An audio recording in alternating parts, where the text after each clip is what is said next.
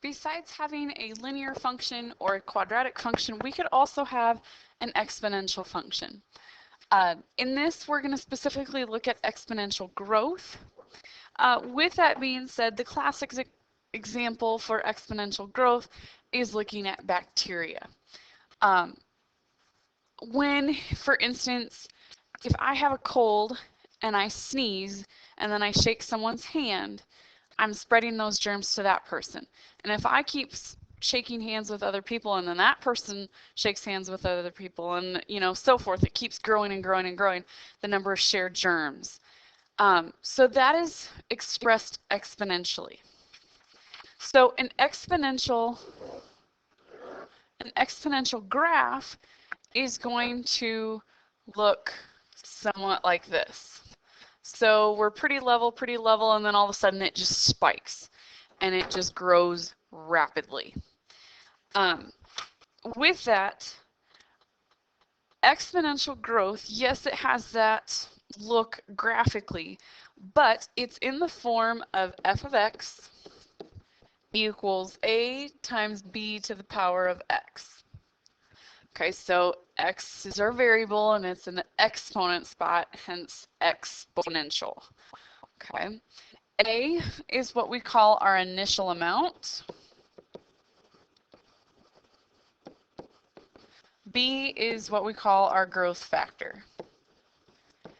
This could also be decay factor, but we'll talk about that in a separate video. That just tells you one's going down and the other one's growing. With that being said, there are some conditions. A cannot equal 0. Obviously, then nothing's there. It would just be the function of 0. B has to be greater than 0, and that's because we're calling it a growth here. And then B cannot equal 1.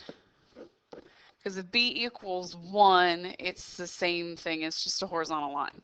Okay, so those are some conditions for an exponential growth equation. So let's look at an actual example here. So the world population in 1985 was 4.9 billion people. At the growth rate of that time, the population would double every 35 years. So when I'm looking at this, the first things I want to write down are the A, B, and try to write my exponential off of that. So my initial is 4.9. We'll leave this in terms of billion. That way we know. So B, our growth factor, it says it doubles. But here's the thing. It says it doubles every 35 years. So our X is going to be divided by 35 because it's every 35 years. If it was every second, then we just leave it, or every year, or whatever it is. So now we can write our exponential growth function. We have f of x equals 4.9 times 2 to the power of x over 35.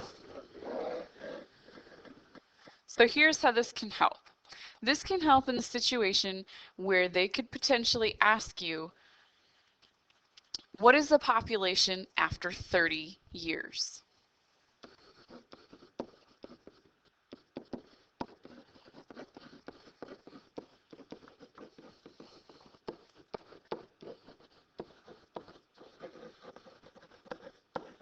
Well, now that we have this function notation, we can just simply plug in the 30 into the x spot. So we have f of x, well, f of 30 actually, equals 4.9 times 2 to the power of 30 over 35. When we type this in, make sure you put that 30 over 35 in parentheses. A lot of people get goofed up with that. But we're going to have approximately 8.88 billion people.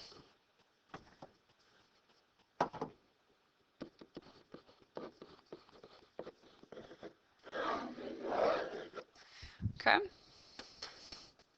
Now, there are times when you will have a situation where it might not necessarily give you, that it doubles, and you might actually have to find your growth factor yourself.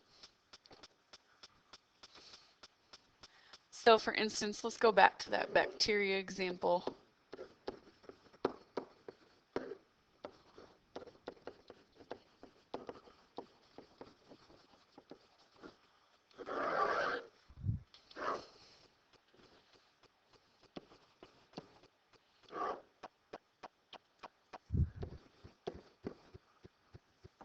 Not the number I wanted.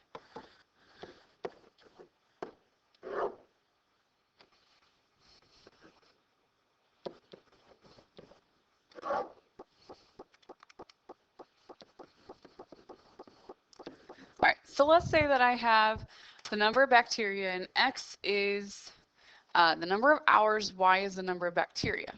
So looking at this, each hour is increasing by 1. So we're good with that.